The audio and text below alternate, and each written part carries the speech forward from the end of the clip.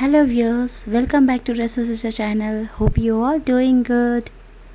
ఈరోజు మన ఛానల్లో ఎంతో సాఫ్ట్గా ఉండే మేతి పరాటా చేసుకోవడం ఎలా అనేది చూపించబోతున్నామండి. ఇవి మనము ఎక్కడికైనా ట్రావెల్లో ఉండేటప్పుడు లాంగ్ జర్నీకి వెళ్ళేటప్పుడు కూడా మనకి చాలా హ్యాండీగా ఉంటాయి. అలాగే నైట్ డిన్నర్లోకి కూడా లంచ్లోకి కూడా చాలా బాగుంటాయండి. సో ఇంకెందుకు ఆలస్యం, ఇవి ఎలా చేయడం అనేది అయితే చూసేద్దాం. మనం ముందుగా మేతి కూర ఉంటుంది కదండి, మెంతి కూర, దాన్ని చక్కగా ఇలా క్లీన్ చేసుకోవాలి. మనము ఇలా లీవ్స్ అన్నీను తీసుకొని కాడలు వేయమండి. కాడలు వేస్తే చపాతీలో కొంచెం మనకి తగులుతాయి, పిల్లలు కూడా అంతగా ఇష్టపడరు. అవి హెల్తీ, బట్ నేనైతే అవి స్కిప్ చేస్తున్నాను. మీరు కావాలంటే యాడ్ చేసుకోవచ్చు. సో ఇలా నేను మొత్తం అంతా ఇలా ఆకు తీసుకున్నానండి. దీనికి చాలా టైం పడుతుందని మా బాబుకి హోంవర్క్ చేస్తుంటప్పుడే నేను చక్కగా క్లీన్ చేసుకున్నాను. మొత్తం ఆకు తీసుకున్నాను.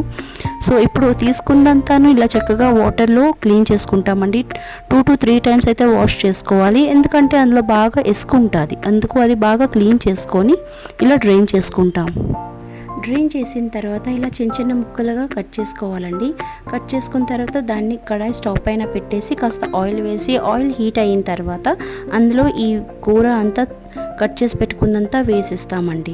చాలామంది ఏంటంటే ఇలా కట్ చేసుకొని పిండిలోనే డైరెక్ట్ కలిపేస్తారు, అందులోని ఆయిల్ అన్నీ పచ్చివి వేస్తారు. కానీ నాకు మాత్రం అంటే పిల్లలకి డైజెషన్లో కొంచెం హెల్ప్ అవుతుందని నేను ఇలా చేస్తాను. సో అందులోనే కాస్త ధనియా పౌడర్, జీరా పౌడర్, అన్ని స్పైసెస్ లైక్ ఏమేమి వేయాలనుకుంటాం ఏవి పచ్చివి వేయకుండా ఇలా కారం, సాల్ట్, హల్దీ అన్నీ వేసుకొని ఫ్రై చేసుకుంటాను లైట్గా. కొంచెం అలా దగ్గరికి ఫ్రై అయిందాకా అయితే నేను ఫ్రై చేసుకుంటానండి. అది పిల్లలు తినేటప్పుడు కూడాను వాళ్ళకి ఆ చేదు ఫీలింగ్ రాదు. At the same time digestion కూడా ప్రాబ్లం అనిపించదు అనమాట. సో ఇలా కాస్త దగ్గర పడింది కదండి. ఇప్పుడు చూడండి, అందులోనే కాస్త చల్లారాక నేను 2 కప్పుల పిండి అయితే అందులో వేసేస్తున్నాను, గోధుమ పిండి. అందులోనే ఇంకొంచెం సాల్ట్ కూడా వేసాను, ఎందుకంటే కర్రీకి ఉన్నది సరిపోదు, అందుకే ఇంకొంచెం యాడ్ చేసి దాన్ని చక్కగా పిండి అంతటికి కలిసేదాకా మిక్స్ చేసుకుంటాం. మిక్స్ చేసుకున్న తర్వాత కొంచెం వాటర్ వేసి కలపాలండి. చపాతీలు అప్పుడే సాఫ్ట్గా వస్తాయి. ఒకేసారి వాటర్ వేస్తే అంత సాఫ్ట్గా ఉండవు, హార్డ్ అయిపోతాయి అన్నమాట. సో చల్లారాక గట్టిగా అయిపోతాయి. అందుకే ఇలా కింద నుంచి పైకి తీస్తూ ఫింగర్స్ మధ్య నుంచి పిండి వస్తుందండి, అంతలా బలంగా కలపాలి మనము. ఇలా కలుపుకున్న తర్వాత కాస్త ఆయిల్ వేసి ఇంకొకసారి మన అరచేతితోటి నొక్కుతూ బాగా చక్కగా కలుపుకోవాలి.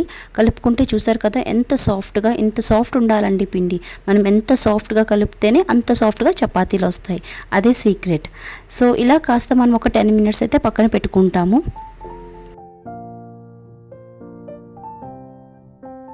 ఆఫ్టర్ 10 to 15 minutes మనం చపాతీలు చేసుకోవచ్చండి. చూసారు కదా, ఇలా నొక్కుతుంటే అవి ఇలా వేలు పడుతున్నాయి, అంటే అంత సాఫ్ట్గా ఉంది డో అనేది ఇక్కడ.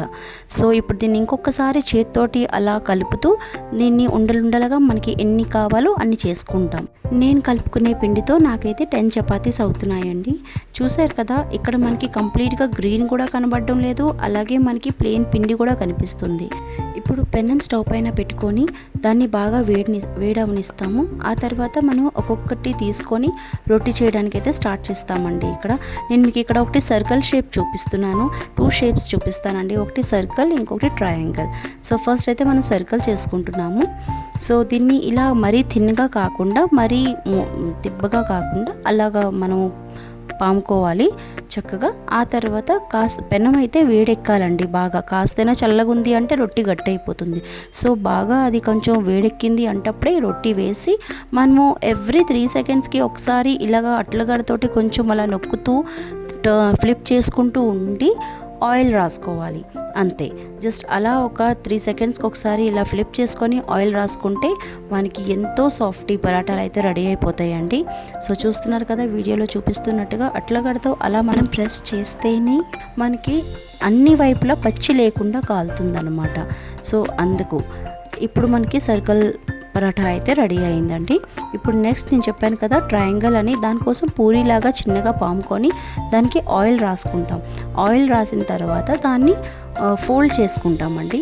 ఫస్ట్ ఒక్కసారి ఫోల్డ్ చేసిన తర్వాత మళ్ళీ దానిపైన ఆయిల్ రాసుకోవాలి. ఇలా వీడియోలో చూపిస్తున్నట్టుగా ఆయిల్ రాసి దాన్ని ట్రయాంగిల్ షేప్ చేసుకుంటాం. చూసారు కదా, ఈ ట్రయాంగిల్ షేప్ మనకి ఆ లేయర్స్ అన్నీ పరాటా చల్లగయ్యాక తినేటప్పుడు విడుతుందండి. సో ఇలా ఫోల్డ్ చేసుకొని ఆయిల్ రాసుకుంటేనే అలా విడుతుంది. ఆ తర్వాత దాన్ని ఇలా షేప్కి మనం పాముకుంటాం. యాక్చువల్లీ పామిన క్లిప్ నాది మిస్ అయింది, అది కూడా బలం పూర్తిగా పాము, లైట్గా పామాలి.